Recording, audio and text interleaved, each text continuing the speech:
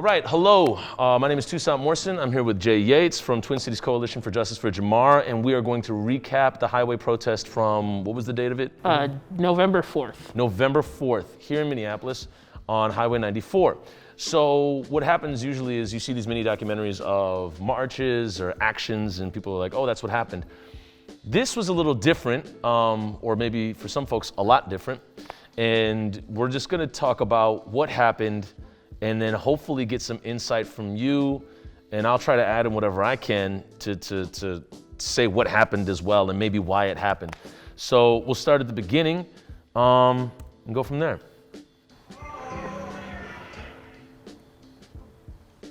Now, was there a reason that it started at Mayday Books? Just because Mayday Books is like a friendly spot in the Cedar area. Yeah. And it's like a good like rallying space. I think it was actually a little small for what the numbers ended up being, but that's basically the only reason. Okay. And we wanted to have it in a friendly neighborhood. Cedar it has a lot of like people that we like protest with all the time, and so I think we wanted to be in like a familiar like space, I guess. Okay.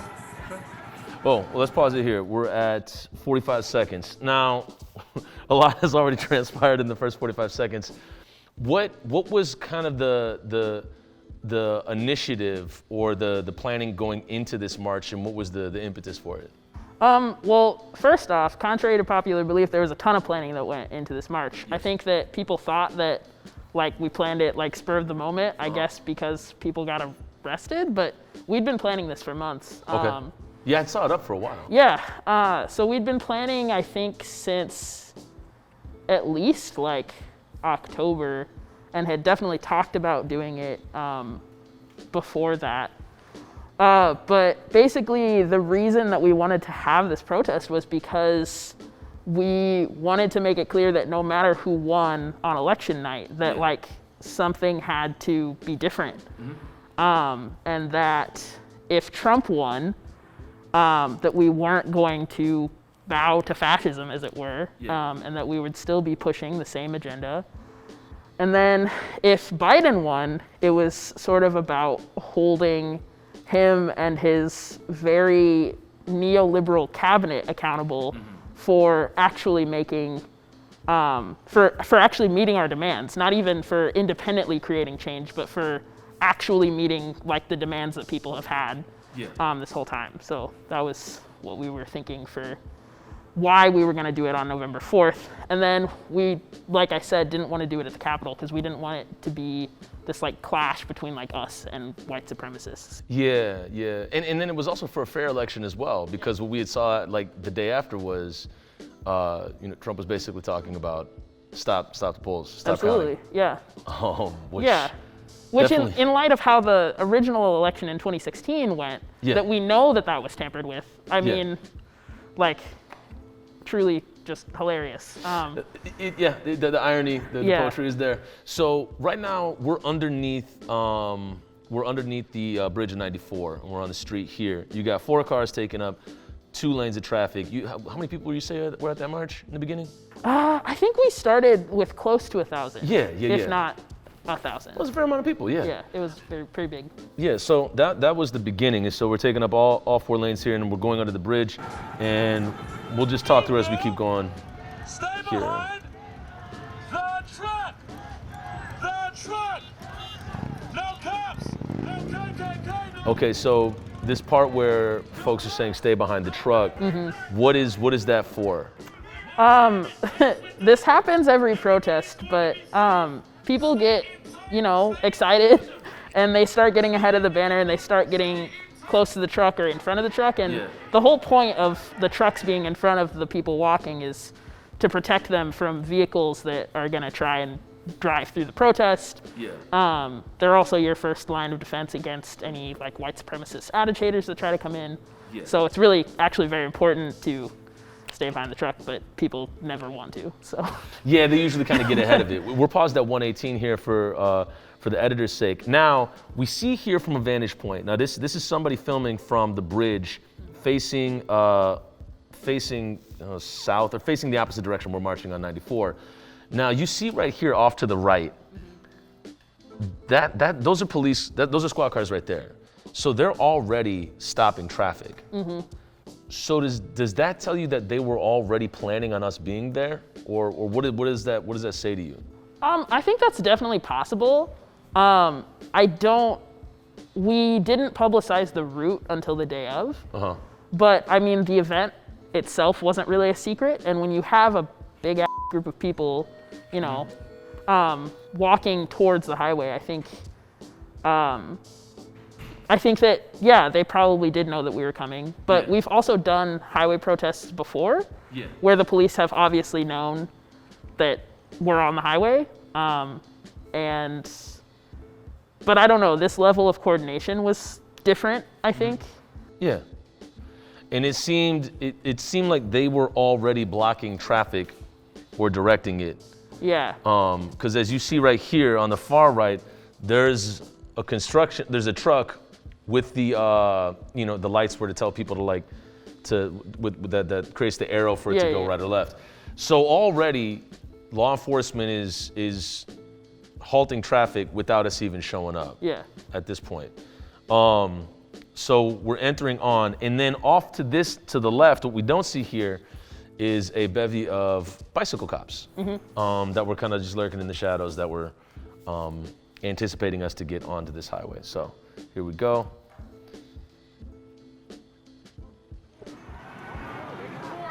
And then you see they have it blocked off. Do not get distracted or baited by the cops. Remember why you're here. Now you have cops on the opposite side of the highway already, and they're already holding up traffic there. Yeah. Yeah.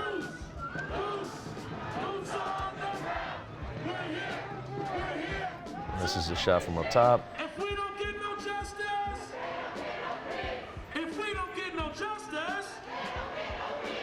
stay behind. Here comes the directives again. Yeah. Stay behind the banner now. The banners. Okay, at this moment when we're going onto the highway, how are you feeling? Were you nervous? I think I was probably a little bit nervous. I think I'm always a little bit nervous during big actions like this. Yeah. Just because, I don't know, it's a lot of responsibility. Like you're responsible for, I guess responsible is maybe not the right word, but you are sort of directing or leading like a ton of people.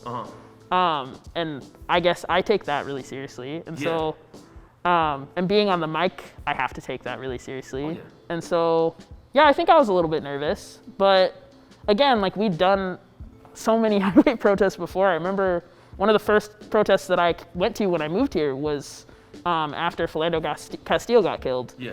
And we were on 94 blocking traffic then too. And I think whenever walking onto a highway, I mean, I always get jitters. I'm just like, okay, this at any point in time. And it's kind of what I guess the commitment I make every time before I go to an action is that I could be killed. You know, like that's just what it is. It's, kind of scary, but with this particular situation and the cops surrounding, something felt a little bit different. Yeah. We're gonna continue through the next few minutes and then see if we can get a concerned citizen into lend some commentary on this as well. But here we go. Stay behind. There's the helicopter. The banners. Stay together. Here's the medics getting ready. And that was paused at 2:01 for the editor's sake. At this point, I'm seeing cops everywhere. Now, let's pause this here. Okay, this picture, when you saw this is stopped at 2:22. When you saw them just blocking off the route away, what was going through your head at that point? I think it was this weird, almost like, I personally, like as myself, was feeling like just like huge amounts of fear, right? Because facing down a line of cops, no matter how many times you do it, is like terrifying. Yeah. But it was also this kind of like weird out of body, like you have to, like, you can't like feel that. Like you have to like even more like project calm.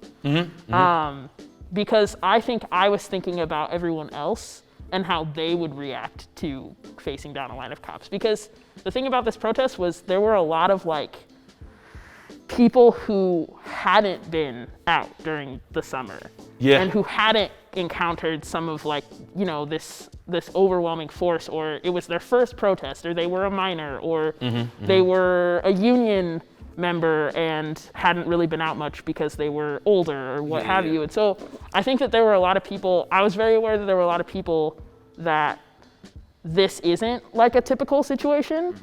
And so like I was immediately worried that if I panic, they'll panic. Yep. And the room for panic, what I was thinking as well when this was happening was, if we do panic, if we do show any kind of aggression, it's going to be met with like martial law violence. I mean, it's going to go down because the way that they were positioned was, this is going to be a beatdown. Yeah. And the other thing I saw, that's, I guess it might be on camera here later on, they weren't budging. So I figured, okay, they got a plan now. They're going to do something while we're caught in this kind of canyon on the highway. Two, to the left of the screen are cops shining lights up at the 94 apartments. And I thought to myself, oh, that's weird that they're blotting out people's cameras and their phones. And somebody turned to me and said, no, they're blotting out their cameras so they can't see what they're about to do to us. That's when I got a little panicky at that point. And plus just this whole stance, it seemed like violence was gonna ensue. All right. There are two leaders approaching the line. Is the other side, where cops are lining up on the opposite end of 94. Now the leaders are speaking to them and they're not talking to them at all. Usually you get words, right?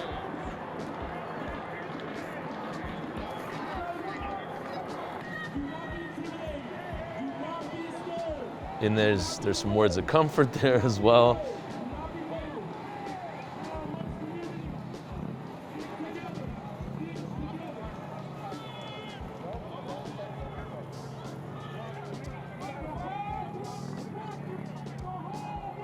Now they're lining up on the other side of 94. This is when the kettling or kenneling? Or what? Kettling. Yeah. Kettling. Like a tea kettle. Like a kettle, okay. This is where the kettling started. And now they're pulling up. This is where it got a little bit weird. Now there's folks hopping the fence. And now the leaders are turned away. So at this point, there's no negotiations. There's no nothing. Yeah. So what was the next move or inkling to do after that? Well, there were a lot of different like posited strategies, I'll say. There were some people that thought like, you know, do what we've done, you know, before in the summer and push through the police line. I and other members of Tactical were like, that's a terrible idea. Because I said, like, if we do that, people will die. Oh yeah. And they had live rounds. Right. And so, like, I think that was one strategy that pretty much was almost unanimously rejected. Yeah. Another thing was, you know, doing police negotiations. That wasn't really working. They weren't saying anything. Yeah. The guy just, wouldn't like, even talk. Wouldn't talk to anyone. Yeah. And then it kind of turned to, well, we're on a highway, like, we can't, it's not, I think that some people who weren't on the highway maybe were thinking of like the summer when we were like kind of in streets, right? When we're in the city. And like interacting with the cops in that situation is very different. Yeah. Because the crowd actually has a lot of, I guess I would say, power depending on your numbers. Yeah. And so like in that situation, there's a lot more places to run, like if something really pops off, like, but this was like, we are, like, there's nowhere to go. Like, we have no other choice but to stay tight and like make sure that like someone is filming this. And they were blocking off the only way to get out. Right. Concerned citizen, do you want to chime in? Concerned citizen is off camera. So my question is, so at this point we're looking at the footage where it's blocked off. We've seen the footage from above where they were already blocking off the highway. What were your thoughts on that, seeing that they had already blocked off the highway? Well, I wasn't. I mean, I'm witnessing this from outside, Yeah. and it seemed like they pulled in so many law enforcement of all various types so fast, doing these military type maneuvers, like pouring onto the freeway. And then one thing, like, I don't know if anyone's noticed, but law enforcement, they put people in front in order to deal with the thing right there, and there always has to be someone watching their back. So it's like, for all the cops that were there on the freeway watching, like dealing with the protesters, there was a very large presence watching their back, which essentially is pointing all these cops out at the community around. Yeah. And it riled people up that weren't involved with the protest initially. And apartment buildings and area, like, I thought these guys were going to set off another riot just from their aggressive demeanor in there. I thought like that was coming again from the way they were in the community right there. Yeah, absolutely. All right, moving on for 334. Here we are. Now they're not moving, dressed up in, the other thing was the tactical gear that they were dressed up in, the full gear that's, now somebody's filming from behind, and that's a pretty long line of law enforcement that weren't gonna budge.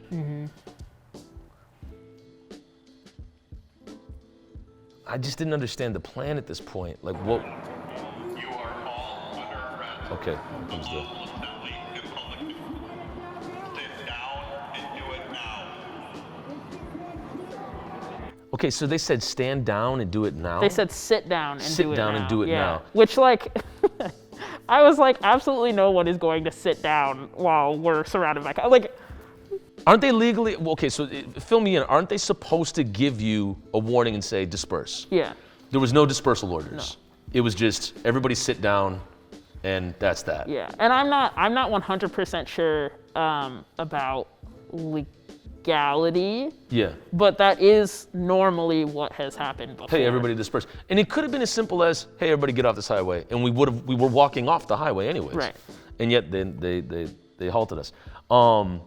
And the guy giving the announcement, at that point, again, the fear tactics with it, that was scary for some folks that were on the highway. It was like, to say you're all under arrest. Like, it was, yeah. Concerned citizen, were you outside did you hear that? Yeah. Okay. Yeah. So when they made that announcement, what did you think? It just added to the, like, where everyone that was outside was just, very upset with the whole situation. Everyone's just chanting, like, let him go, what the fuck. Let him walk off the highway. Yeah, it just didn't make any sense, and but also, like, we can see that this thing is happening there, but no one really had a good view down on everyone that was trapped.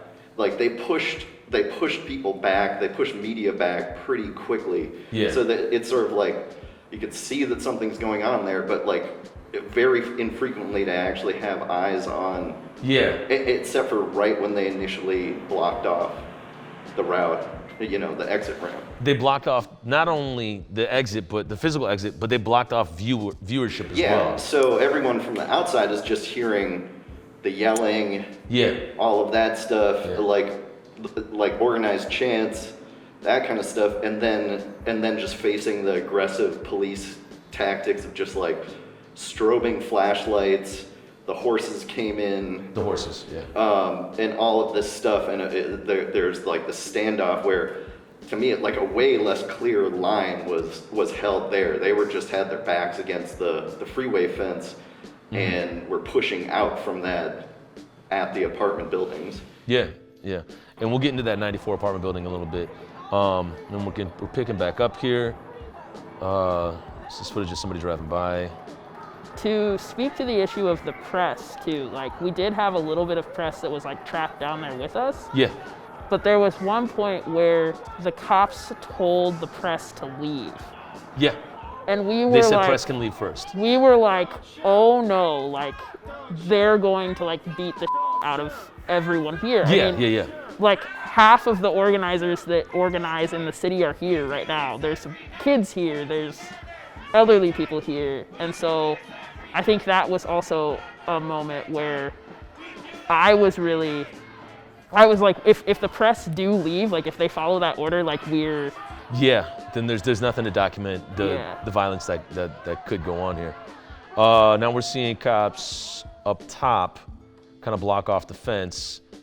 Now this shot right here, we're stopping at 5:14. We're over halfway through.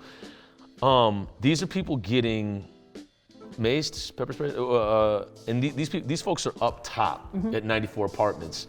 They kind of rallied forward, and then the cops made for sure to push them back. Yeah. But then did you see the horse go into the apartment building, or not into the apartment building, but pull up into the entrance. Yeah. Yeah.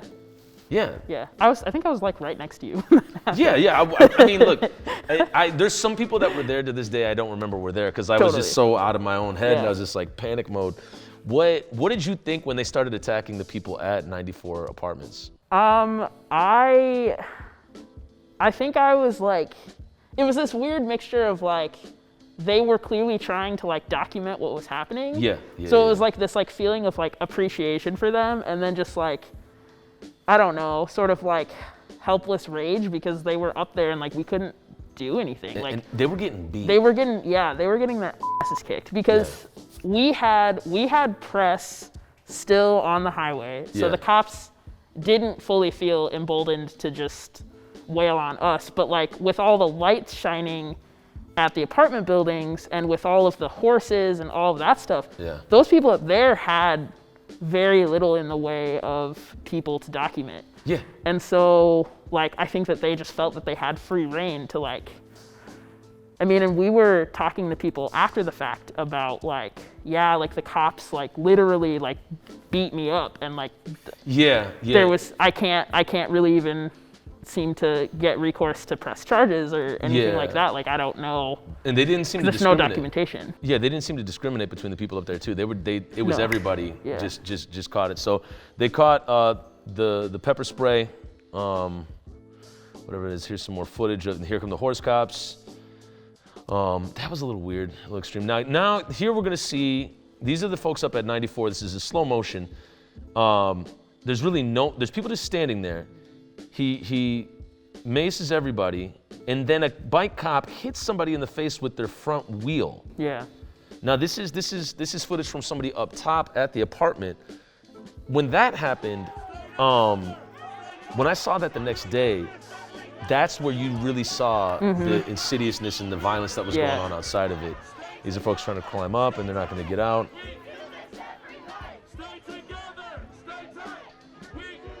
Yeah.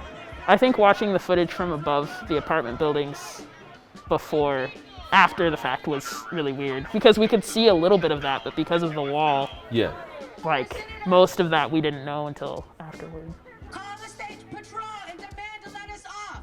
We have asked over 10 times to let us exit and they have refused. Okay, so we're pausing at 6:23. We're like 2/3 of the way through.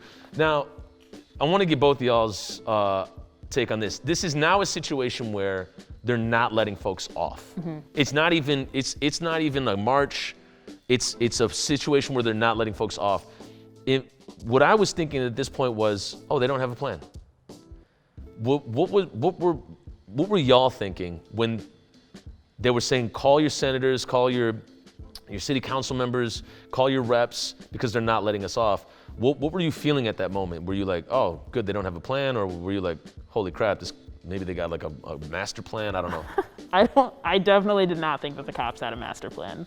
I think the thing about it is like having been to so many types of protests like this, like where we do go on the highway, and like every time I think that there's this kind of like song and dance of like the cops being like, you can't be on the highway, but they don't really have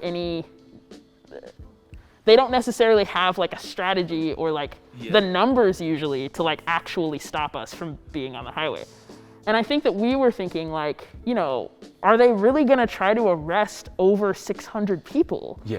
Like, is that, like, that's never happened before. Like, I don't know. I mean, they've never even attempted to do something like that. Yeah, I mean, they'd have to populate the jails, like, they'd have to swell it over. I mean, all of Hennepin Right. County, yeah. And so I think that it was kind of like, they can't possibly have a plan, and if they do, like, it's a bad one. Like, what are you gonna do with all of these people, Yeah. Yeah. And so I think that there was like a small measure of comfort in that, but also I think that cops without plans are very reactionary and therefore very dangerous. I think that when cops feel like they're threatened by, again, a bunch of teenagers, college students, elderly people, I think that when they feel threatened, like that's like the worst place to be in front of a cop.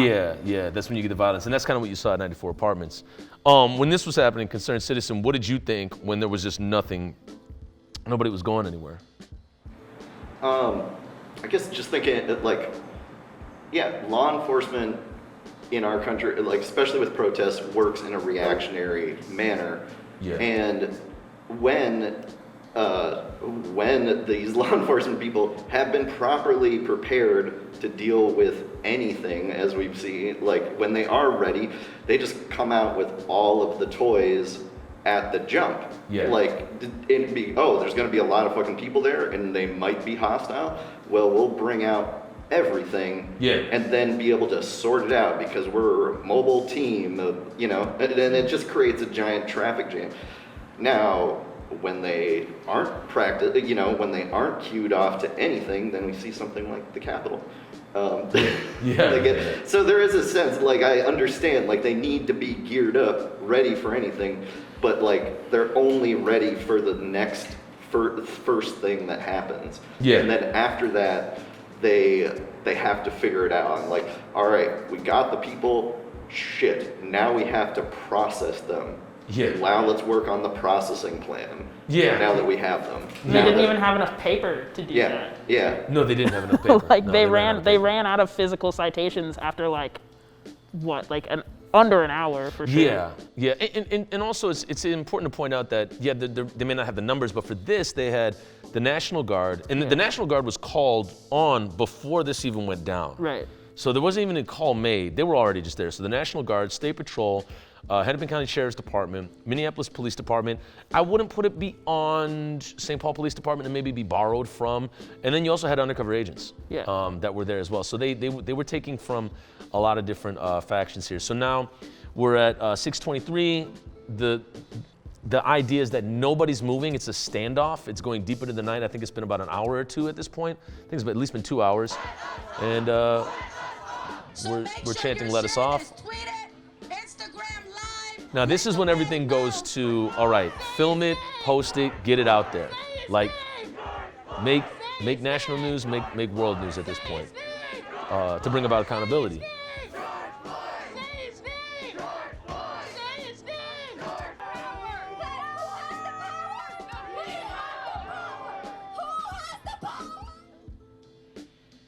And now it looks like the cops are kind of getting a little tired here too, because they're just standing here, and there's really no plan in place. This is the response that we get. We're all under arrest for unlawful. Take down. Don't shoot. Still just people standing here. I mean, and also since you brought up the Capitol storm, whatever, like, I just want to point out that they had the exact same amount of notice. Like that event was up for weeks. Yeah.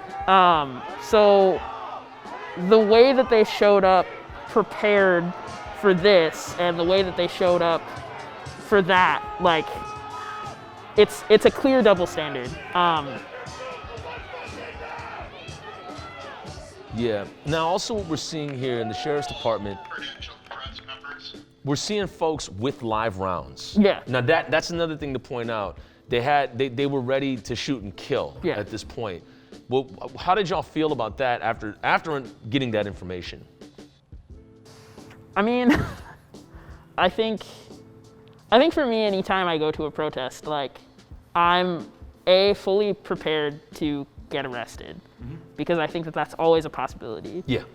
And I think that, like, by that time, I think as soon as the police started surrounding us, I was already sort of thinking that, like, some of those feelings that I had had earlier in the summer of, like, okay, like, I might be killed by the police right now, like, and kind of like, I don't know. It's sort of like a thought that you have, and then, like, you kind of just have to, like, move on. Like, Yeah. It's like an understanding. Yeah. It's understanding. Concerned citizen, are you surprised that nobody got shot? I'm surprised they didn't use more of the less lethal rounds. Yeah. Honestly, like, I don't know, but we've seen in the city, or in this country, Americans are conditioned to respect the gun in a sense that I almost think, like, people standing with long rifles across their chest, like, people don't with that. Like, No, they don't. No. They don't with that. And if you just, I don't know, I just keep thinking, like, there was one sergeant, lieutenant, or whatever with a megaphone behind that line, just, like, saying what should happen right then, like, they would have had a way less chaotic environment, even with those live rounds there, just repping that this is here and now just listen to us, rather than just gearing everyone up with these less lethal things to maim people with, you know? Yeah. So now the music is starting. Folks have been violently taken off of the perimeter at 94 Apartments, and we continue on from 753. I don't care about what this person is saying. So, Anyone with families, please come up to the front line. Anyone with families and small children present. Anyone with what? families. Families. Anyone with families, press, small children, they're letting them off now. Yeah. 612-453-3152. Alright, keep partying. But this right now is international news. Now there were folks over on the far side. Comrades are right over there. They were right over there, and they got removed pretty quickly. Yeah. Like any view or vantage point that people could have, got eliminated. Black lives, they matter. Hey?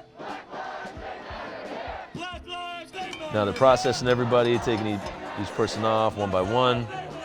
There goes the drummer. Yeah. And they also took bikes. Yep. They took people's bicycles. See what community looks like. Yeah. And I mean, people that got let off early, a lot of times they were getting dropped off in, like, completely random places.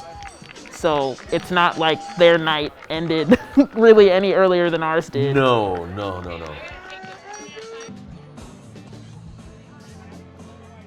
Just the sheer body armor. Yeah. Like that was one thing I had never seen. I was this is a weird word for it, but I was impressed by, like, how much body armor they had. I Yeah. was like, is this like ID4 or what's going on here? Like, if aliens attack, like, this is what's, I mean, they were like this during the summer, though. Yeah, too. they were, they like, were. if you were, like, it depended on where you were, but yeah, I think that they, in a weird way, and not even a weird way, the cops, like, I think that they wanted they wanted an excuse to, like, Yeah. be violent like they had been in the summer, because I think that previous protests at, like, the governor's mansion and stuff, like, they couldn't do that because it would look bad if they brutalized a bunch of people protesting Yeah. in a well-publicized, because, like, you know, we had press conferences, we had yeah. all kinds of stuff, but I think that this situation, they had the excuse of, well, it's election night, we have to keep the citizens in line. It was the night after election night, Yeah, right? sorry, Okay, night yeah. after, yep. So we have to keep the citizens in line, whatever. Yeah. And then I think also just, like, the physical situation that we were in, like, I think that was emboldening for them in a lot of ways. Oh, yeah. And Walls signed off on it, too. Oh, absolutely, Saying, hey, yeah. they got to learn. What was his quote? He said he wanted to teach us a lesson about highway protests, basically. And you had a quote for that when we were outside of his house. You said the lesson that you learned was...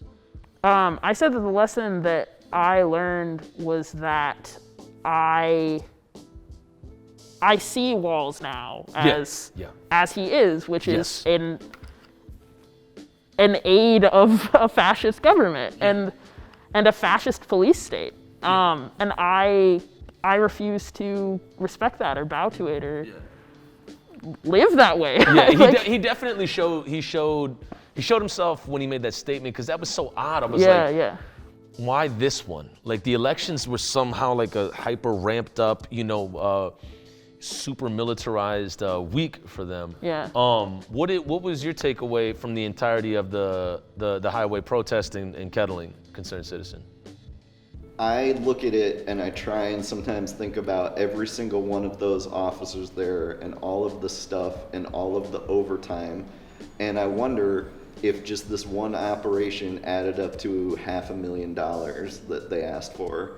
I wonder if the whole operation and all of that, in order to do that, and with all these, with like 600 some unsettled cases tying up our court system here, I wonder if that operation cost $500,000. Probably cost more than that. Yeah, if not more. I mean, they had their sonic weapon out. Yeah. They had all of those buses. I mean, it was it's such an egregious use of funds. Oh, yeah. Now, like, I think that was also something that really just made me angry, is that, like, there's so many people right now that don't have anywhere to live, that don't have enough to eat, that are just like really struggling, and like that's what we're gonna spend money on. That's what we have resources for. The LRAD on the highway, the long range acoustic device. Yeah, and it's, I don't know, like, I don't know how else you can look at that other than like abject failure. Oh, yeah. And I can't understand how Walls still has any like belief in himself as a politician. Like, yeah. I mean, there's the thing that was like totally absent was any form of communication. Yeah. They weren't listening to anything. They weren't going to speak to anything. And it was just, you're gonna be met with just a bevy of tall white gentlemen with, just with armor on, like and sticks. And I was just like, there's no conversation here at all at this point. Yeah. And that for me, everything was on mute. And I was like, well, this is gonna get weird. Yeah. I mean, I think that like we're past the point of dialoguing with the cops, but Really, you believe that? I really do believe that. Okay. I don't think that talking to officers is getting us anywhere. Yeah. I think that regardless of how you as an individual feel when you work inside of a system, I think that if you're committing to working for that system, I don't know how much there is to discuss. Like, well, humor me on this, and concerned citizen, jump in if you want to. Don't you believe there might be some people in the police department that are just, those jobs where you're like, man, today's the day I'm not going. There might be some people in the police department that are just like, you know what? Today just ain't the day. I said it on the highway. I was like, if you want to be a good cop, quit your job. Like, walk off the force right now. If you're here doing this to us and you are objecting conscientiously, leave. Yeah. You have that power. People do it every day. Like, I think that we really are at this point where it's like, if you think of yourself as a morally upstanding person and you're being ordered to do these morally reprehensible acts, your only choice in order to maintain that sense of morality is to quit. You just have to refuse to do it. I mean, we haven't had the I was following orders defense as a legitimate thing since the Nuremberg trials for a reason. Like, it's just not, I don't track with that anymore. I don't want to hear that, honestly. Yeah. How about you, concerned citizen? Yeah, I think especially like at the front lines when they're face off with these officers and stuff, like it's not a situation where there's gonna be much dialogue a lot of the time. But I really do think if these officers want to keep their job and if they really do want to make it a better force, they do have to start talking. And they have to start talking to people in their community, showing up, having coffee, like knowing people around them, stuff like that. and talking about like the bad dudes in the force, like starting to create an environment. Like I want to live in a society where whoever the law enforcement is, I wouldn't feel weird flagging them down and then like just asking them like some random questions about like weed and how much like you should be able to hold, and without like feeling like they're gonna use it for a reason to just like throw me on the ground. But anyways, yeah, I think they do need to. If we're gonna have a police force, it does need there does need to be an open dialogue with the community, and I think having tactics where also like only certain people in the police force can legally or whatever talk to the fucking press, like that's bullshit too. Like they shouldn't be pushing down officers that are willing to like talk about the things that they're seeing just because they didn't go through the press officer. Yeah, and I also think it's important to point out the I forget the name of the entire department, but it's the Minnesota Department of Black Police Officers, and it's interesting that that faction hasn't said a lot. Even though you've seen racial divisiveness within the police department itself, with Art Knight, a black police officer, speaking out and saying, you know, we need to reform our hiring practices, otherwise we're gonna get the same old boys. Didn't even say white, point blank, but just said the same old boys, and then he was demoted after giving that statement. So already within the department, there is a fair amount of racial divisiveness. Even as Madaria Arredondo, the chief of police, being part of a class action lawsuit, or one of the several people that complained about Bob Kroll using racial slurs on the job. So I do think that there's some folks that show up and they're like, oh, this is the last day. You know, and maybe those are the ones that folks can speak to, but there needs to be some type of dialogue upon exit, and it shouldn't just be like, oh, did you read that New York Times or GQ article where the ex-cop, you know, aired out everything? It's like, man, y'all got to be come to the coffee shop or the diner or something socially distanced and just, you know, I don't know. And it's got to be something better than, what's the festival where people get gather in the street? National Night Out. Yeah. Something better than National Night Out where it's just propaganda everywhere. But yeah, well, any closing remarks on what you took away from this highway protest? We'll go with Concerned Citizen, then Jay, and we'll wrap up. I hope that they have, and like, I don't know, I hope that they've looked into this and figured out some smoother way to deal with things, because if they keep going at it like that, yeah, they will cause a riot, and people are still demanding justice, wanting changes, and they're going to do nonviolent, you know, protest to do that, even if they're things that disturb the flow of large amounts of traffic and things like that. This movement, you know, will maybe take risks. I don't know, I haven't thought this out. And no, it's okay, but in the beginning, you weren't here in the beginning, but I remember talking to you about this earlier. The co-opting of the traffic flow, they were ready for this before we even got on the highway. What does that tell you? It's just that Walz had given them the green light this time to do a full-on highway arrest, and they made a go of it. Mm-hmm. And I think that they had the first part right. They had everyone on alert, and just the entire city and state of law enforcement in the near area showed up for the party. Yeah. And then after that, they just had a fucking mess of like dealing with it, of just no one. All right. Takeaway, like, they didn't give anyone porta potties. No. That's another thing folks didn't. But guess what? They didn't give the cops porta potties either. Like, no, they didn't. Things aren't planned out here. Like everyone is just standing out there. Yeah. Can't pee anywhere and like not fed for fucking however many hours. It's 5 to 6 hours. Yeah. With lots of guns, and it's just a bad scene for everybody. Jay, what was your takeaway?